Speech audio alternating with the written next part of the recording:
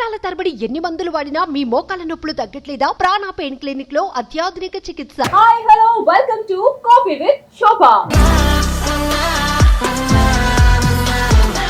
Engagement అయిపోయి almost 1 year అవుతుంది. Yes but generally engagement అయిపోయిన తర్వాత 1 or 2 months గ్యాప్ లోనే పెళ్లి అనేది జరుగుతుంది, ఈవెన్ ఎక్కడైనా సరే.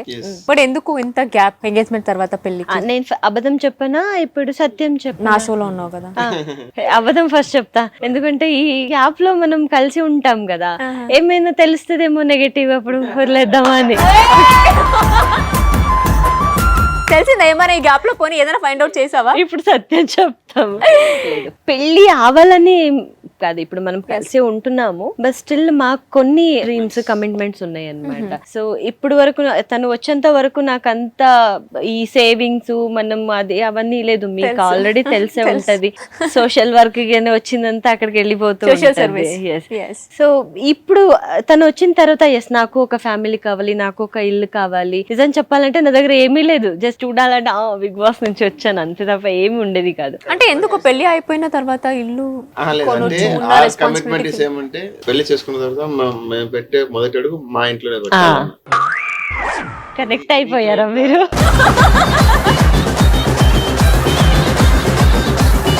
సో ఇప్పుడు పెళ్లి చేసుకుని కొత్తింటికి వెళ్ళాలి అనేది ఎంత కలనో, ఇప్పుడు పెళ్లి కూడా అంతే. ఇన్ని గ్యాప్ ఇస్తున్నారు అంటే ఒక హౌస్ అనేది ఒక రెస్పాన్సిబిలిటీ పార్ట్తో పెళ్లి కూడా అంతే ఇలాగే చేసుకోవాలి, ఇది నా కళ, ఇక్కడ చేసుకోవాలి అలాంటూ ఏదైనా ఉందా నీకు? అలాంటిది ఏం లేదు, బట్ ఒకే కళ ఏముంటుంది, హల్దీ శాస్త్రం ఉంటది కదా, అది కొంచెం మంచిగా చేసుకోవాలని. ఎందుకు రాది? దాంట్లో డాన్స్ అన్ని చెయ్యొచ్చు కదా. అండ్ ఈ మధ్య ఒకటి ఏంటంటే అదే మీరు చెప్పినట్టు, so not only you both, చాలా మంది అదే చేస్తున్నారు. ఎంగేజ్మెంట్ చేసుకుని చాలా మంది 1, 2 years, 3 years కూడా గ్యాప్ లో ఉండే వాళ్ళు ఉన్నారు. అండ్ కొంచెం ఈ మధ్య లివింగ్ రిలేషన్ అనేది చాలా వరకు అందరూ ఫాలో అవుతున్నారు. సో దీని గురించి మీ ఇద్దరు ఒపీనియన్?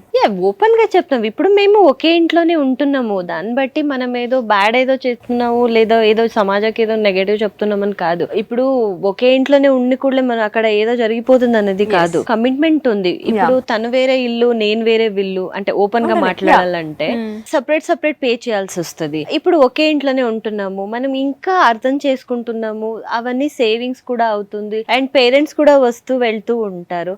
అండ్ మెయిన్లీ అప్పటి వరకు నేను ఒకేదానే ఉన్నాను, అట్లీస్ట్ ఇప్పుడు వచ్చిన తర్వాత తనతో ఉండాలనిపిస్తుంది కదా. So my intention is because Keerthi after engagement she is my responsibility. So ఇప్పుడు తనకి మదర్ అయినా, ఫాదర్ అయినా, బ్రదర్ అయినా, సిస్టర్ అయినా, అన్న అయినా, హస్బెండ్ అయినా, ఏమైనా ఐఎమ్ ద వన్. సో తను అట్లీస్ట్ ఆ మిస్ అయిన జర్నీని ఇక్కడ నుంచి కంటిన్యూ చేయాలి. అంత అయ్యి కూడా ఇంకా నేను ఒంటరిదాన్ని అన్న ఫీలింగ్ తనకు కలగకూడదు. Let them speak what it may be. So వాళ్ళు మన గురించి ఆలోచించినప్పుడు మనం వాళ్ళ గురించి ఆలోచించకూడదు అన్నమాట.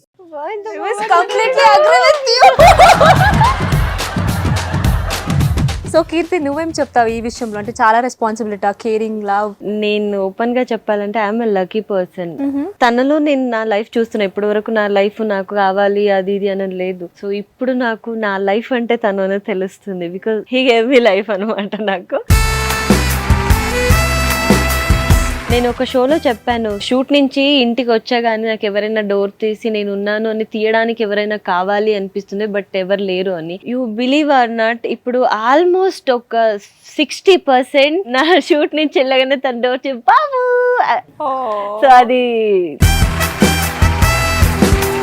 అదేదో అంటారు కదా, లేని వాళ్ళకి ఆ వాల్యూ తెలుస్తుంది అంటారు కదా. So that is true. We can't express నాకు ఇలా అనిపిస్తుంది అలా అనిపిస్తుంది. చూడు ఎప్పుడు ఇలాగే ఉండండి, ఎవరి దృష్టి తాకకుండా.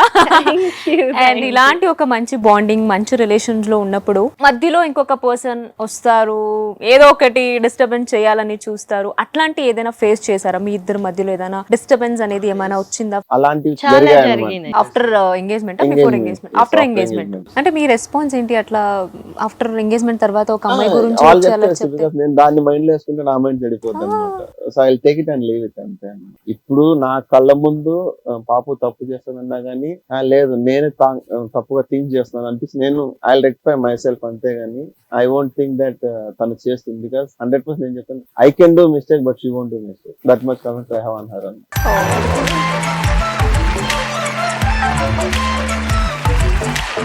అండ్ కీర్తి పర్టికులర్ గా చెప్పాల్సిన అవసరం లేదు, నాకు కేర్ చేస్తారు, లవ్ చేస్తారని. మీరు మాట్లాడుతుంటేనే అంటే ఆ జెన్యూన్ గా మీరు చెప్తున్నారు కదా, అది కనిపిస్తుంది అనమాట మీకు కీర్తి మీద ఎంత లవ్ ఉంది అనేసి. నా లైఫ్ లో నేను కోరుకున్నది అది మాత్రమే. నాకు మీరు డబ్బులు ఇస్తారా, లగ్జరీ లైఫ్ ఇస్తారా, ఐ డోంట్ నో. నాకు కావాల్సింది నేను కోల్పోయిన లవ్ ని నాకు ఎవరో మీకు తెలిసి ఉంటది, నాకు ఎవరో ఒకరు మంచిగా మాట్లాడినా ఐమ్ లైక్ ఫుల్ నమ్మేస్తా, అన్ని మొత్తం లైఫ్ స్టోరీ మొత్తం చెప్పేస్తా, అంతా ఉంటా. బట్ అది ఎన్నోసార్లు నాకు వెనకాల నుంచి స్టాప్ కూడా పడ్డాయి అనుకోండి. సో అట్లాంటి టైంలో ఇప్పుడు పర్సన్ నేను చెప్పకుండానే నా లైఫ్ కి వచ్చి నా మొత్తం ఫ్యామిలీ లవ్ చూపిస్తున్నారు, మా నాన్న లవ్ చూపిస్తున్నారు. సో దానికంటే నాకు ఇంకా అంతేం లేదు. ఎందుకంటే నా నాన్న ఉన్నప్పుడు కూడా ఆ పిలవడము అవన్నీ ఏముందో అది నేను మాటలో చెప్పలేను.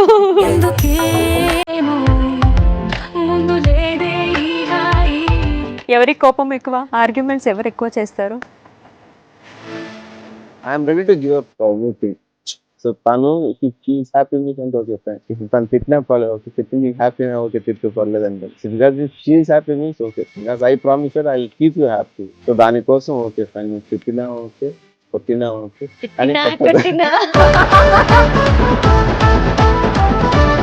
సో మా షోలో కూర్చొని మీరు లైఫ్ లాంగ్ ఒక ప్రామిస్ కీర్తికి చేయాలి, నువ్వు కూడా అంతే ఒక ప్రామిస్ చేయాలి, లైఫ్ లాంగ్ నేను ఇది పాటిస్తాను, దీని మీద నేను ఆనర్ అవుతాను, దీనికి రెస్పెక్ట్ చేస్తాను అంటే నువ్వేం ప్రామిస్ చేస్తావు? నేనే ఫస్ట్ చెప్తా. నేను అప్పుడప్పుడు ఈ 7-8 months లో చాలా సార్లు కోపం వచ్చినప్పుడు నాకు వద్దు నువ్వు వెళ్ళిపోవాలను ఓపెన్ గా చెప్తున్నా. ఎన్నిసార్లు చెప్పుంటది? ఒక 1-2-3 times అలా చెప్పాను. ఎస్ ఐ నో అది తప్పు, ఇంకా ఎప్పుడు కూడా నేను అలా చెప్పను అనమాట. సో లైఫ్ లాంగ్ నేను నీతోనే ఉంటా, ఎక్కడికి వెళ్ళిపోను. నేను లాస్ట్ చెప్పాను అనమాట. నేను ఐ ఆస్ వన్ ప్రామిస్. ఏం చెప్పానంటే సి బికాస్ నీకు ఎంత కోపం వచ్చినా అన్ని కొట్టాలనిపించినా లేదు, నేను తప్పు చేసినా కానీ నువ్వు నాతో గొడవ పడాలంటే వెళ్ళిపో పర్లేదు, ఈ రూమ్ నుంచి వెళ్ళిపో, కావాలంటే ఆ రూమ్ లో ఉండిపో, బట్ మొత్తానికి గడప దాట. ప్రేమ ఉన్న చోటనే కోప జగడాలు అన్ని వస్తాయంట, అది ఫైటింగ్ కానీ ఏది రాకపోతే అక్కడ ప్రేమ లేదన్నట్టు. సో కీర్తికి మీరంటే చాలా ఎక్కువ ప్రేమ కాబట్టి అలా అంటుంది. చాలా ఇష్టం. పేరెంట్స్ పోయిన తర్వాత మా నాన్న తర్వాత ఒకరిని ఎవరినైనా అంటే అంత లైఫ్ లో వచ్చిన వాళ్ళు ఉన్నారు కానీ అంత, బట్ ఇప్పుడు నాకు మొత్తం తనే కాబట్టి ఎవరెవరు ఏదో అంటున్నారు, మరి నా లైఫ్ ఇలా కష్టాల్లో ఉంది, మళ్ళీ నీ లైఫ్ లో ఎక్కడో కష్టాల్లో పడుతుందేమో, సో అలా ఆలోచించి నువ్వు వెళ్ళిపో అంట. బట్ పాపం నా లెగ్ దగ్గరనే కూర్చొని పాపం నువ్వేం చెప్పకు, నువ్వు అలా అన్నకు పర్లేదు, నువ్వు అక్కడును నేను ఎక్కడ ఉంటాను, నేను ఒక మూలలో ఉంటా అనేసరికి అమ్మ చచ్చిపోతా అక్కడికి. ఇంకా మళ్ళీ సడన్లీగా నేను కంట్రోల్ అయిపోతే మళ్ళీ నా పరువు వద్దు కదా అని మళ్ళీ కొంచెం కంట్రోల్ ಸ್ವಲ್ಪ మేనేజ్ చేసి. ఇదంతా విన్న తర్వాత నాకు అనిపిస్తుంది మీరైతే కీర్తికి ప్రామిస్ చేయాల్సిన అవసరం లేదు, మీరు ప్రామిస్ తీసుకోండి. ఇవన్నీ ఇప్పుడు చేసావు, ఇప్పుడు రియలైజ్ అయ్యావు కదా, ఇవన్నీ రిపీట్ చేయను అనేసి నాకు ప్రామిస్ చేయమని ప్రామిస్ తీసుకోండి. బట్ ఆ time situation makes her like that. But okay తన పైన నేను వదలను, ఎక్కడ పోయినా నేను కావాలి. సుమన్ టీవీలో మీ పర్సనల్ అండ్ బిజినెస్ ప్రమోషన్స్ కోసం కింది నెంబర్ కి కాంటాక్ట్ చేయండి.